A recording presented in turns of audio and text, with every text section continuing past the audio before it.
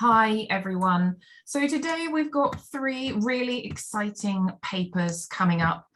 Two of them are menswear themed. They are from Andrea and Brian today. We've been meaning to do stuff on menswear for ages, so we're really excited about having these papers today. And then after that, we've got a very special extended museum 5 minutes from Courtney and Christina. They are from the Met, and so they're going to be talking to us today about something very special. So we hope it's going to be a good session. We hope you enjoy it. Without further ado, I'm going to move on to our first speaker and introduce Andrea. So Andrea researches the utilitarian side of the home sewing pattern industry, with occasional forays into related topics. Her primary research interest is in the commercial sewing pattern industry and the extent to which it meets the needs for utilitarian or occupational clothing. Making is often part of the research. She also provides useful work for several 200-year-old handlooms, which sounds brilliant. And today she's going to be talking about what the Wikie wore, remaking lighthouse keepers' clothing. So over to you, Andrea. Good morning. Once upon a time, on a fog-bound island off the coast of Maine, I discovered I had underestimated the amount of reading material I would need for my stay there. So I was forced to throw myself on the resources of a bookshelf in the rental cottage. The range of topics ran from maritime to maritime, and this is how I found myself reading a little book on lighthouses. It was here that I learned that lighthouse keepers were sometimes called wickies, as one of their responsibilities was to keep the lantern wicks in good condition. A large part of keepers' responsibility was cleaning, and in passing, the author of the book mentioned that keepers wore special aprons while engaged in their cleaning tasks. This was interesting. Lighthouse keepers were almost always men, and information about aprons for men is a little thin on the ground. Also, what made these aprons special? Once I returned to the land of reliable internet connections, I decided to investigate these special aprons. Here's what I've found thus far. Slide. The United States Lighthouse Establishment was established in 1789 under the control of the Treasury Department. At that time, there were 12 lighthouses under its management. Slide. As the country grew westward and southward, new lighthouses were built, and by 1860, there were 450 lighthouses in operation. As well as along the ocean coast in the United States, lighthouses were also required along the Great Lakes. Each light station was staffed with a minimum of one lighthouse keeper and one assistant. Some stations had as many as 5 keepers. Slide. The earliest mention I found of the apron is a circular to lighthouse keepers that the USLHE issued in November 1861, and which was reprinted in the 1870 Rules, Regulations, and General Instructions. The light keepers and their assistants are provided with linen aprons to put on over their clothes while engaged in the lanterns, cleaning them and the illuminating apparatus. These aprons will be delivered to the principal keepers, who alone are responsible for them. The assistants will retain possession of these for their use while at the light stations, but when they leave, they must turn them over to the principal keeper. Each keeper and assistant will keep his own apron clean by washing it as often as may be necessary. Slide. The 1861 circular explains why these aprons are needed. The aprons are designed, first, to protect the lens from being scratched or otherwise injured by brass buttons or coarse woolens and other coarse articles of the keeper's clothing coming in contact with it during the operation of cleaning. Second, to protect the keeper's clothes while performing the cleaning duties of the lantern, etc. Lighthouse keepers didn't adopt a standard uniform until 1884. Lighthouse keepers wore their own clothes, over which the USLHE had no control. Yet with the 1861 circular, the USLHE decided that it was necessary to regulate some aspects of lighthouse keepers' clothing. Without access to the archives, it's impossible to know how the USLHE board came to the decision to acquire and distribute aprons.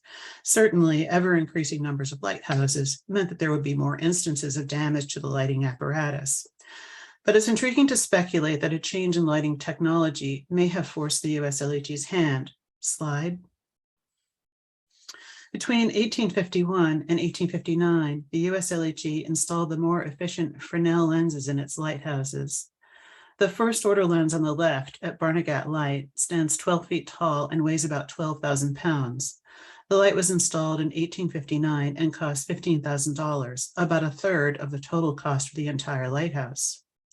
The most common size lens used in the United States is the fourth order lens on the right, standing about 28 inches tall and weighing between 441 and 661 pounds. The original purchase of fourth order lens at this time would have been about $1,200. By the time the Apron circular was issued in 1861, the USLHE would have had up to 10 years of quarterly inspections information to show them how well the Fresnel lenses were standing up to their daily cleanings. In any case, the USLHE would have wanted to protect their investment. However, in November 1861, the United States was 7 months into a civil war, which would last until April 1865. The Union Army was just about to enter the logistical complexities of providing uniforms for thousands of soldiers. The USLHE archives may shed light on when the aprons were first issued. It seems possible that their introduction may have been delayed by the war. Slide. In the USLHE's 1870 rules, regulations, and general instructions, there are further references to the aprons, first reiterating why the aprons are required. In the section on lighting lamps, which details the procedures, lighthouse keepers are required to wear the long linen apron. Next slide. In the implement section of the 1870 rules, they describe the apron in some detail. 2 coarse linen aprons made to come below the knees and close up around the neck and with long sleeves for each keeper and assistant. By 1870, the USLHE was managing about 540 lighthouses. At an absolute minimum of 1 keeper and 1 assistant, the USLHE would have needed over 2,100 aprons in order to supply all of its stations. The sleeved apron is not an uncommon garment in the 19th century, though all of the references I've found for it thus far are as a working garment for girls and women. Slide. 1 lighthouse keeper's apron is known to survive. This apron was found at the White River Lighthouse on Lake Michigan. This station started service in 1875. Despite the muddy photographs, one can see that this striped apron hews closely to the description in the 1870 rules. It's a long-sleeved coat closing garment, buttoning high up around the neck. Slide. The back is gathered into a yoke, which provides some additional width across the back. The yoke is marked. The circular marking, which was applied before garment construction, may have been done with a barrel stencil, similar to the barrel stencil on the left. The USLHE would have delivered supplies such as oils, nails, and some provisions in barrels or casks, and would certainly have marked these. Slide. The sleeves are gathered into buttoned cuffs. Slide. From the back of the apron, the inside fronts are just visible and appear to be faced with plain, unbleached linen. Slide. While the apron is cut on the lengthwise grain of the fabric, the pockets in this example are cut across the grain. Slide. When the USLHE issued regulation uniform specifications in 1883, it also accounted for working clothes. The regulation apron is still worn while cleaning the lighting apparatus, not the regulation brown working suit, which was to be worn for outdoor work. Slide. The design of the apron changed over time. This 1905 photograph from the Cape Blanco Lighthouse in Oregon shows a garment that, while still long-sleeved and coming up close around the neck, is back closing. This garment would have been simpler to construct than the earlier coat closing apron and would fit a larger variety of sizes. Slide. By 1915, some form of the keeper's apron had been worn for at least 45 years and possibly over 50 years. Slide.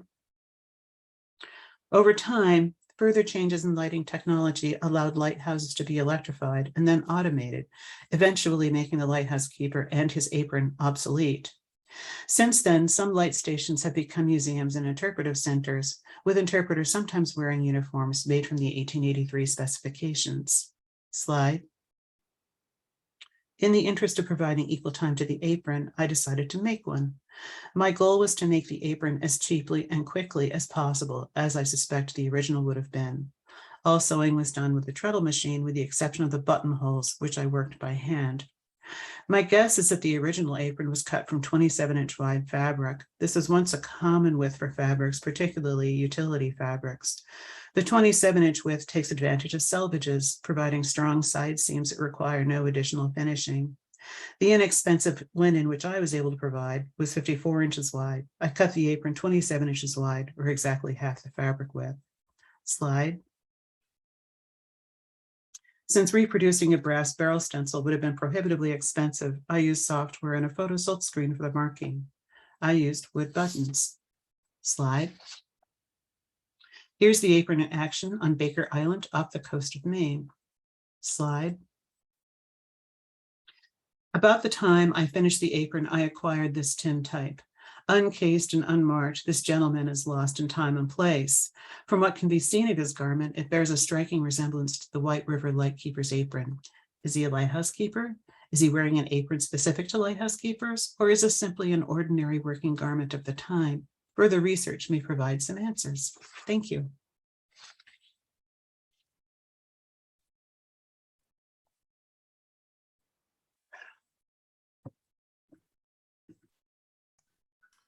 Thank you so much, Andrea. I'm going to hand over to Kate Strasden for our Q&A section. Thanks, Hannah. Yeah, that was so fascinating. So we have a question here from Chris, who says, what are the apron buttons made of? Would they not scratch the lenses also? That's a great question. And I wasn't able to get details on that. I used wood. Another possibility is maybe bone. Bone buttons were very inexpensive at this time, and they were soft enough not to chip or scratch the glass. Certainly not shell, certainly not metal. Yeah, interesting. And Courtney is asking, she's saying she's curious why linen was used rather than cotton. Sure. When you're working with glass, you use linen because it produces less lint. Cotton has a very short fiber length, and it will tend to lint onto the glass. So even today, glass towels are used for linen. Oh, okay. Excuse me, linen towels are used for glass. Yeah. They're called glass towels.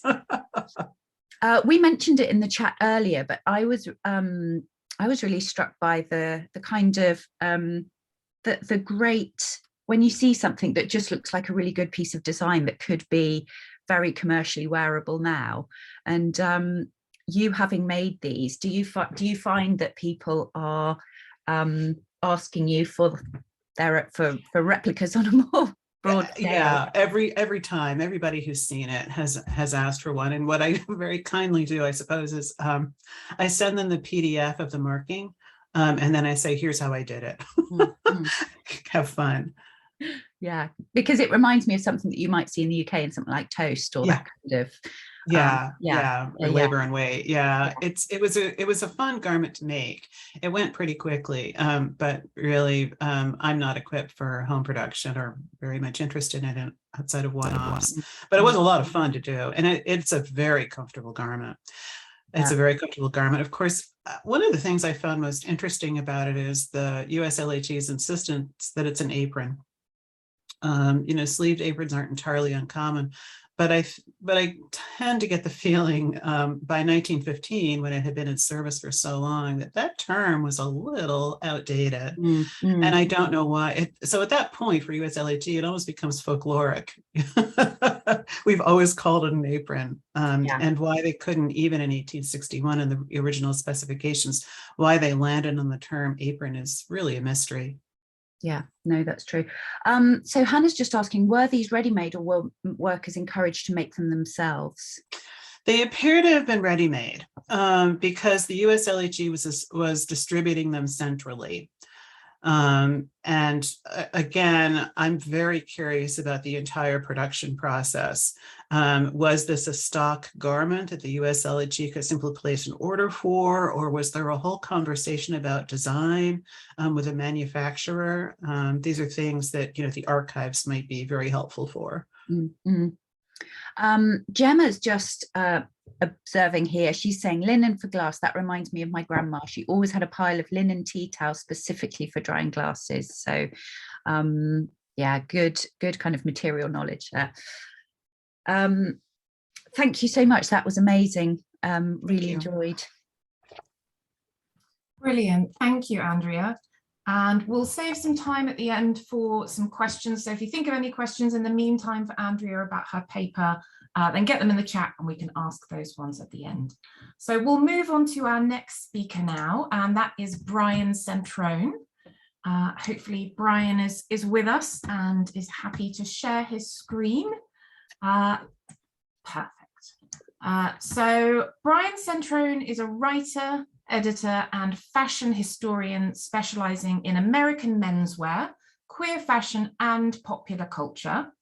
His work has appeared in the FIDM blog, the FIT Fashion History Timeline, Threads magazine, the Fashion, Style and Popular Culture Journal, the Journal of the Association of Dress Historians, and Dress, the Journal of the Costume Society of America. And Brian holds an MA in Costume Studies from New York University. And today he's going to talk to us about how dudes, swells, and fashionable young men helped keep the crease. So over to you, Brian. Thank you. Thank you so much. Good morning, everyone from America, where it's really early, but I think we're ready to find out about these men and some creases. All right, here we go. All right, so fashion historians have long maintained that the center, front, and back crease was added to men's trousers in the 1890s with the advent of the trouser press, and that it was due to this invention that the trouser crease became a significant element of men's dress. However, the story of how the crease came to be is far more complex than realized. Research reveals the trouser crease appeared in both Great Britain and America between 1885 and 1886, but the crease's inclusion into fashionable society was not so clean-lined as previously believed. While it appears to have been quickly adopted, it was just as quickly dispensed with. Within the month of its appearance on US shores, both men's tailoring guides and the fashion press were claiming the crease was already passé. The American Fashion Review pointed out how the influx in creased trousers resulted in lower quality materials. And even more egregious, these cheaper ready-mades allowed the lower and working classes to dress as the upper classes did. This will kill the crease, they declared. It will kill it as quickly for dressy men as to see their lackeys and valets dressed in the same style. But the crossing of class lines wasn't the only reason the crease was disdained. Since its introduction, the trouser crease had been connected to dudes, swells, and fashionable young men, three subclasses of gentlemen everyone loved to hate. These men were often ridiculed for wearing extreme versions of the fashions in and sometimes out of vogue. Their penchant for the trouser crease did not win them favors. In his reporting on the introduction of the crease, the editor of the American Fashion Review stated, "The idea of the crease is that it looks as though the wearer kept his trousers packed flat and had several pair, or if he is particularly swell, as though his valet never permitted him to wear them after the knees began to bag, without straightening and folding them, or anything you like, or nothing but a freak." The Somerset Herald cuttingly noted, "Dudish young men now wear trousers and creasers, but this does not show an increase of brain." The creases critics had won out, and the crease vanished from trousers, at least in America. In Great Britain, creases seem to have had a steady existence, even though the press mocked creases and the men who wore them. This quip from the Western mail show these types of jabs. Women have more than their rights already. The swish of a skirt may captivate a man's soul, but who ever heard of a romance based on creased trousers? As in America, the crease was also attributed with swells, who could be found on both sides of the Atlantic and who were considered to be the weak successors to the exquisites. They too were mocked for the adoption of the crease. This Whitney humor column from the Lancaster Gazette in 1893 chided, "Clothes may not make the man, but creases in trousers make the swell." Dudes, however, appear to be a wholly American invention. They appeared in 1882, and while they initially seemed to be liked, they quickly captured the air of society for wearing a fashion long after it had gone out of style. Fashionable young men were also an American entity, as they were identified as the Anglophile sons of wealthy men. In August of 1882, the American Tailor reprinted a semi-annual report by Mr. J.B. West, which focused on the fashions of different nations. West report addressed English fashion in America. He suggested one factor in the English influence was what he termed fashionable young men, claiming these young men to some extent have an influence in the fashionable world in making English fashions popular with American people. Dudes and swells were also accused of being Anglomaniacs, a crime for American tailors who strove to prove American tailoring was in no way subpar to its English counterpart. This love of all things English, however, may have been the reason why in 1888, 2 years after the passing of the crease in America, the dudes, swells, and fashionable young men resuscitated it. The trouser crease's reappearance on U.S. shores was cause enough for the San Francisco Chronicle to publish an article entitled "Wrinkled Trousers." It opens by stating, within the past few months, the fashion of carrying gloves and wearing creases on the legs of pantaloons has become almost a craze with certain classes of men. To the genuine Westerner, these innovations are the wildest kind of dudism, which he is wholly at a loss to understand, and which he therefore readily ascribes to an utter lack of brains. He is, however, not altogether correct. The fashion for carrying gloves loosely in the hand and sporting creases in the legs of trousers is not new. It may appear strange to the natives of the far West, who has never had his sturdy republicanism shocked by the violent imitations of truly British customs so much affected in eastern states and cities. The crease in the trouser leg is apparently a small and trivial thing, but it is full of significance. Its growing prevalence on the sidewalks of San Francisco shows that though we are some years behind the Eastern world in our adoption of European ideas, we are moving with the mob. We are slow and conservative, but we are destined to get there just the same. The gloves and the crease and the pantaloons are the visible manifestations of the finger of fate. By the early 1890s, the trouser crease's presence had grown, particularly among the higher classes. Men like John Jacob Astor adopted the trouser crease, but unlike the dudes, swells, and fashionable young men, the press found the creases of higher class men more amenable. The Philadelphia Inquirer published a profile of a young John Jacob Astor, who they called a quiet dresser.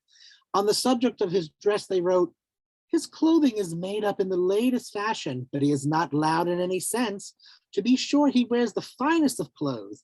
His patent leather boots are the best in the market. His silk hosiery is the richest that money can buy.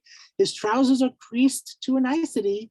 His white vests and shirts are spotless. His jewelry is of the richest and finest. And to his credit, let it be said that he does not wear too much.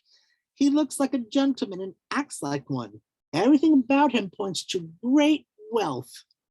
What separated Astor and men like him from the three subclasses of men, aside from their position in society, was that Astor and his ilk didn't appear to overwear the fashions. While it was believed the dudes and swells pushed their fashion aesthetics to the extreme, men of stature and prominence looked just so. Though the upper class men had begun to adopt the trouser crease, its connection to the dude remained. In 1892, Ronk Bach penned an article printed in the Boston Daily Globe entitled "How to Be a Dude." In it, he lamented over the new belief that one's clothes should always look as if they were put on for the first time, and that until within the recent years, it was considered that a gentleman's costume should not have a brand new appearance, that he ought not to seem as if just from the tailor shop any more than he should smell as if he just from the barber's. Ideas to this point have been turned upside down. Ultimately, this change in costume would take hold, but as the American tailor pointed out, a radical change of any garment often takes years to finally popularize, and in the meanwhile, it has been passing through the experimental changes that make it at length touch the popular goodwill. When the people generally adopt a new garment or any new or special feature of a garment, and it has become the fashion, and not until then, the crease would be no exception. As the crease fought its way into the mainstream, it remained a magnet for disparagement, as did the dudes, swells, and fashionable young men who wore them. A writer in the American Tailor and Cutter stated, "The dude can make a fad, but they must be supported by the more conservative society and businessmen to make a fashion." Throughout the 1890s, the crease fell in and out of fashion, though it always made a quick comeback. While there were several factors for this readoption during the final decade of the 19th century, such as the invention of the trouser press, mail order catalogs, and the growth of men's ready-mades, the crease had reached its precipice. As the century turned, the trouser crease was either going to follow it forward or fade into the past. While the crease's future was debated, one event caused its questioners to believe it had reached the end of its line. In 1900, the Prince of Wales decided to give up wearing creases, and the fashion press wondered if men around the world would follow his lead. The Times was so convinced the prince would influence the dudes and creased trousers would be passé once more, they stated. The crease that so deftly hides baggy trouser legs must go. The Prince of Wales has discarded the crease and all dudedom must follow. All that's necessary is for him to adopt the new fashion in trousers, vests, coats, hats, neckties, boots, or gloves, and all dudedom bows without question. American dudedom, like all imitations, is an aggravated exaggeration of the Prince of Wales's fashion.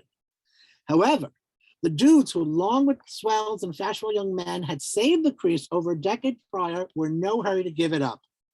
Their loyalty, once for all things English, had transferred to President McKinley, who had adopted the trouser crease and who was seen as a positive influence on the dudes. As the Courier Post reported, President McKinley is expected to pass through Camden shortly on his way to Atlantic City, and all the dudes will be at the station to get onto his new crease. It is good to see even the dudes trying to follow the president's habits. And what is perhaps an indication of America's growing leadership in the world, swells were not so sure the prince had the power any longer to dictate fashion choices of American men. The Aberdeen Herald reported that a Chicago exquisite was asked what effect this change of fashion on the part of the prince would have on swelldom in America. He said, "There is no doubt that the Prince of Wales sets the fashion for London, and we follow the London fashions in general. It is hard to say, however, whether the crease will go or not. We are largely elastic in our modes. The crease is without question desirable and pretty.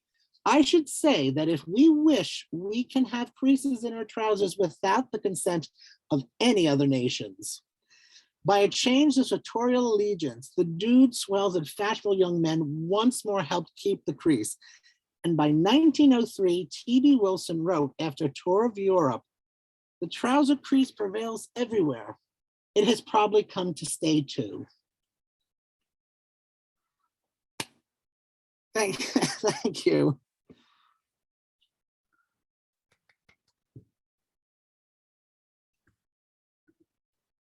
Shall I exit the screen? Brilliant, thank you. Brian. Sure, thank you, Brian. I'm going to hand over to Kate now for some questions. So if you've got any questions for Brian, then please do pop them in the chat for us. Thank you. Fabulous, Brian. That's so interesting. Hannah's just saying, how influential was the changing width of trousers to the crease? They changed with the width. So as the trouser widths sort of shrunk and sort of rose, and if the crease was in style, it just sort of showed up, right, in whatever widths were. But the definition of the crease also changed. So at some years when it had been popular again, it was supposed to be like extremely faint. And some years it was supposed to almost look extremely sharp. So it, as it went in and out, it sort of adapted itself to whatever style of trouser was ongoing. But the width is interesting too, because there are times where the sort of American tailor would report, oh, well, the fashion is to wear, trousers with a width of 20 odd inches. And they would claim like, maybe the most swell men would wear trousers that wide, and that would be the appropriate thing to do, but acknowledging that regular men probably would not adapt trousers that were 25 inches wide at across. And so there is this definite concept that even though men's fashion changed according to what I think was coming out of London, it wasn't always what would be worn by men other than swells or dudes. Oh, interesting. So and actually, so there's degrees of crease anyway, from the kind of faint to the sharper. When is Yeah. a crease, not the crease? So, and how did they set the crease before the press? How was that set in place? That is an interesting question, because there are articles that were written asking how that was possible. There are some strange beliefs about how even the crease came into existence.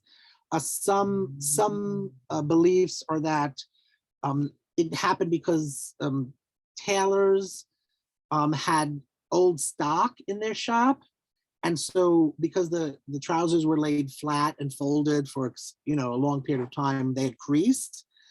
And so they were trying to sell off old stock. And so some people think it was just the pressure of keeping trousers folded for a period of time. Otherwise, a tailor would have to press them in. And it wasn't until about 1899, 1900, that even the American tailor decides to sort of explain how to produce crease trousers. So they avoided, even in their guides in how to make trousers, how to crease them. So it's this interesting thing where it's like, well, it's either just folded and the pressure. Some articles suggest maybe they were put under a bed mattress, right? Or they were wet and starched. So there was all this like fodder about how do you get the crease, how do you keep it? But we knew that keeping it was difficult. It didn't stay. They weren't permanent. And so that's why they were so expensive, because you had to keep recreasing them until the trouser press came, and then you could press them in as they sort of faded out. And then it's sort of, more people could afford to wear. Oh, sorry, Brian. Paula's asking, where are we currently with men in the crease? Because it's a very thinking about how my mother-in-law used to insist on ironing a center crease into my husband's jeans, and he would be, like horrified and mortified. And it had become a kind of an age thing, hadn't it? That was just not knowing the kind of sartorial rules on that one. So where are we now with the crease? Well, I think sort of flat front pants have become more prevalent, but you still see trousers with a crease down the center. I don't know if we sort of iron our creases into things. Remember, at some point, I think we used to iron creases into jeans. Some people, right, did. So they're still around. You will spot them in still well-tailored suits, in ready-mades. They still have the crease. Some of them are not as sharp, so it's sort of a less defined crease. But they're around, and I think they'll always kind of stick, because they just become such a part of the idea of a well-tailored pair of trousers. But I know personally, I think flat fronts. I think they look a little bit sharper. I was going to ask, kind of in relation to age, whether that became a factor, because you mentioned about Asta wearing them. You did there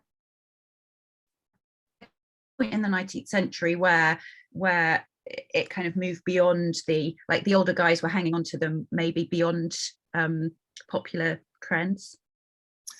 I think what sort of comes out of the research is that once the idea of the crease trouser came in, that it was the younger men who kind of adapted this concept, because it was the idea that, crease trousers look new.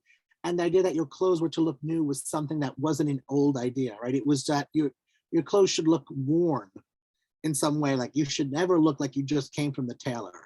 And yet these new ideas were that when you walked out of your house, it was as if you had just put on a trouser for the first time. And that was kind of like wild for people. But I do think it's interesting, because I think it just shows that like youth does like push trends, right? And they adapt these trends, I think, before older generations. And I think we still see that. I think we still see that now, particularly with the way, wear trousers, or even the lack of a necktie, right? Younger generations tend to avoid the necktie when dressing up. So we see that it is this sort of like age, generational concept of how clothes are supposed to be worn or how you're supposed to look in the street. Elizabeth says that she loves the term dude, and I wondered whether or not where that had actually, where did that come from? Where does that kind of word originate? Did you ever find out? There are multiple sources that point to different origins. Some claim that they think a clubman sort of coined it, looking at watching a man walk down the street one day in sort of very tight clothing, and then he sort of just made it up. Some believe it stems from some other sort of older origin. So there's not a quite set idea of like sort of how the dude actually like emerged, other than he emerged in 1882. And he was, popular character. And even though he was mocked and he became really sort of like ridiculed in sort of the popular press, there was always seemed to be an affinity for him in some way. And so his origins are really a sort of very fascinating entity, right? And sort of this look at sort of how this archival American man kind of developed. But I'm still trying to track down what actually is the origin. How did he really just spring up out of, it almost seemed out of nowhere, like, because you had the swells and you had exquisites and things like that. But then suddenly pop this man. It's like, well, what makes him different than the swells? But there was something particularly different about him that offsets him from what a swell would be, and or what a dandy would be. And so that's I'm still sort of digging into. But there are different origins for how he got his name. Thank you. And one final question. Rick is saying, were the creases always front and back? No. Okay. They were not. For a period of time, they were on the sides of the trousers. So you could have side creases. And then they did appear center front, center back. Sometimes they were just center front. And they also, there is some suggestion that some of them went all the way up to the thigh or to the waist, and that some of them just extended from the leg to about the knee area. And at the turn of the century, when there was sort of the McKinley Prince of Wales thing, once the Prince of Wales had got rid of the creases, he then adopted a strange version of the crease where they became box-like. So there apparently he wore them like on like two on the side, so his trouser became like a box, but that didn't last long. And apparently McKinley also switched, and his creases only went up to about mid-thigh or knee. So they weren't always front and back, but we do know in 1885, when the tailor put the ad out in the New York Times saying creases were a thing now, that they were to be shown front and back. So it did have some strange kind of different kind of like permutations of what was happening. Yeah. Thank you so much, Brian. That was great. Well, thank you. I've learned so much about trousers and creases. It's amazing. Who knew there was so much to know? That was fantastic. Thank you so much, Brian. Thank you. Thank you very much. Brilliant. Well, thank you, everyone. So many nice comments about all the papers today in the chat. So do take a look at those.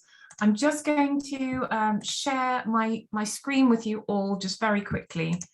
Just to shamelessly plug an event that I've got coming up that I'm organising. So I'm currently organising a conference. It's September, a one-day conference on the 17th of September. It's called the Global Diffusion of Tailored Clothes for Women, 1750 to 1930. It's free, it's online. We'd love to see you there. I've put the Eventbrite link at the bottom, but what I'll do is I'll email it around as well, so you can hop on the Eventbrite and get your ticket to that, and it would be wonderful if you could come along. Otherwise, here's all the details for following us further. If you've got any questions about today, then please do get in touch. Otherwise, thank you so much for coming. Thank you so much to our speakers, Andrea, Brian, Christina, and Courtney. It's been a fantastic session, and we'll see you all very soon.